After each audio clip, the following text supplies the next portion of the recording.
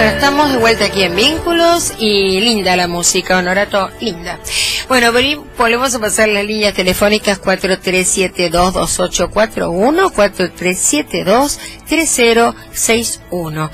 Remordimiento, resentimiento, ¿quién no en algún momento de su vida sintió cómo no podía sacarse esto que sentía y que le hacía y le provocaba como un dolor o una angustia? Ahora va a explicarlo mejor el doctor, pero bueno, estos son los temas de los que vamos a hablar hoy en toda la hora, porque la verdad que son muy importantes.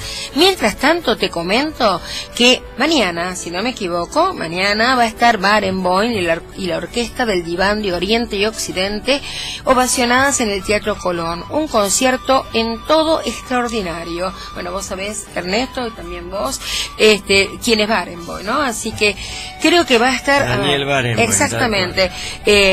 Bueno, él va a, creo que a tocar también directamente en la calle. Bueno, después lo leemos bien en el Obelisco. Después leemos bien el artículo. Es totalmente gratuito, le comento a la gente es que gratuito, no eso que vayan porque va a haber cualquier cantidad. Lo único que hay que ubicarse. Pero quería agregar algo, si me permitís. ¿Te permito? Vos sabés que Daniel Barenboim tuvo la grandiosidad, diría yo, de unir una orquesta entre árabes e israelíes, justamente con la diferencia que hay por una cuestión política que existe. Vos en tu libro, también, Luis, estás escribiendo la parte de los fraternos, los hermanos, y estás comentando justamente las diferencias que hay. Y cómo queda, cómo queda ese resentimiento a nivel ya político, social, macro, ¿no? Pero vamos a ir de a poquito, vamos a empezar por donde estábamos recién, que era explicar lo que estabas explicando con respecto al resentimiento. Hablaste de que había algo de resentimiento patológico y ¿hay algunas indicaciones para que uno se dé cuenta cuando está padeciendo el resentimiento patológico? Sí, bueno, creo que es muy rico también esta viñeta que parece tan circunstancial, lo de Daniel Barenboim, y que también señala con agudeza Ernesto, porque justamente hay un tema que está implícito en el libro, que tanto la persona resentida como remordida le cuesta mucho dejar ese lugar, porque ese lugar le da el poder de la víctima. Y ese poder de la víctima, en ciertas personas, en ciertas religiones, en ciertos pueblos, desde el lugar de la víctima siento que tengo derechos a punir y a atormentar al otro. Porque a partir de la queja, del reproche, reclamo, resentimiento, se esconde una soberbia. Qué interesante. Perdón, vos decís que es una manera de no aceptar al semejante, al otro. Claro, porque la persona que es víctima siempre reclama indemnización.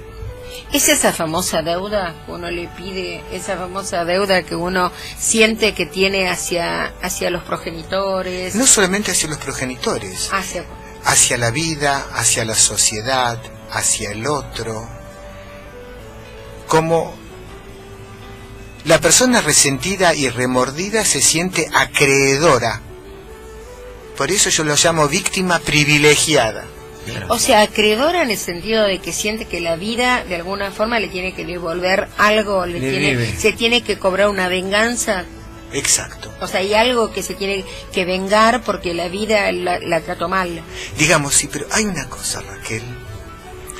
La frustración es inherente con lo bueno y con lo malo en la vida. Claro. Todos nos manejamos por un principio que se llama principio de placer y hay un principio de realidad. Exacto. Todos queremos imponer nuestro placer a la realidad. Pero la realidad tiene sus leyes y el placer tiene las propias. Y en esta no coincidencia entre lo que yo deseo y lo que logro, se nos pasa la vida y se vive la vida. Pero mientras que algunos aceptan la frustración con pena, hay algunos que le colocan una palabra que hace a un cambio significativo a nivel individual, de pareja, familiar y social. Introducen el tema de la injusticia. ¿Por qué a mí? ¿Por qué al otro? Y a partir de la injusticia se coloca como víctima acreedora que se ciega en el resentimiento y que no admite la realidad y puede hacer catástrofes.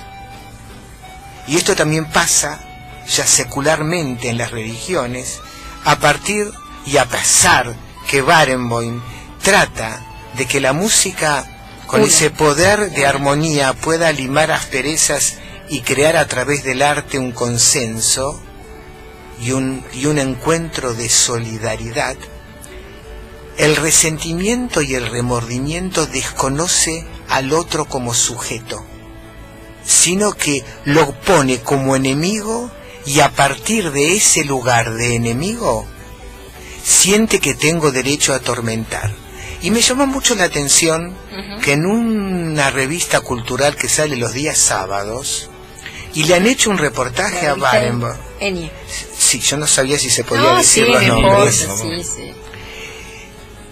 Dice una frase que a mí me palpitó Barenboim. Dice, acá tenemos 40 músicos y jóvenes palestinos y 40 músicos israelíes, pero cuando ustedes vuelven a sus países de origen, cada uno se atrinchera en su propio resentimiento. Porque dejar el resentimiento, que sería ingresar en la paz, en la reconciliación, hay mucha gente que no puede hacerlo, porque si no se resiente, le falta el almidón de su ser. Me resiento, luego existo. Porque a veces el resentimiento tiene un aspecto defensivo para eludir un dolor mucho más grande, que es ¿qué quiero hacer de mi vida hoy y mañana? Al no saber qué deseo coherente con proyección de futuro tengo, a veces ¿Lo utilizo como un mecanismo defensivo? Defensivo y regresivo, de que yo no soy responsable, sino que los otros que me han marcado, soy víctima del ayer, en lugar de hacerme responsable de mi vida hoy con un proyecto esperanzado de futuro. Te hago una pregunta, sería desde la óptica más psicoanalítica. Es como la búsqueda del yo ideal, y para poder tener el poder y el dominio sobre el otro. Exacto, pero justamente es exacto, Ernesto, pero ¿qué tipo de yo ideal? Hay dos tipos de yo ideal, el positivo y el negativo. Yo soy el peor de todos, ahí estoy, yo ideal. Desde ahí es como Ricardo III. Hay mucha gente que no nace afortunadamente bella, ni graciosa, ni con talento, ni con genialidad, hay de todo, ¿no? Cada uno nace con es decir, esto es importante, cada uno nace desde su lugar por lo que fuera llamándole el destino, pero vos digamos, desde el psicoanálisis también veo como que no existe un determinismo que marque ese destino como algo fatal. Exacto. Sino como que uno se puede implicar en él y quizás rescatar y ponerse desde otra posición. Siempre de víctima, y lo que pasa que hay resentidos seriales. De ahí salen los asesinos seriales, los humillantes seriales, los perversos seriales, que después racionalizan su necesidad de humillar y maltratar al otro diciendo, bueno, como me pasó tal cosa y tal cosa y tal cosa, hasta también pueden hacer un mal uso del psicoanálisis, no habiendo un proceso, como un gatopardismo, que parecería que hay un cambio para que nada cambie. Claro.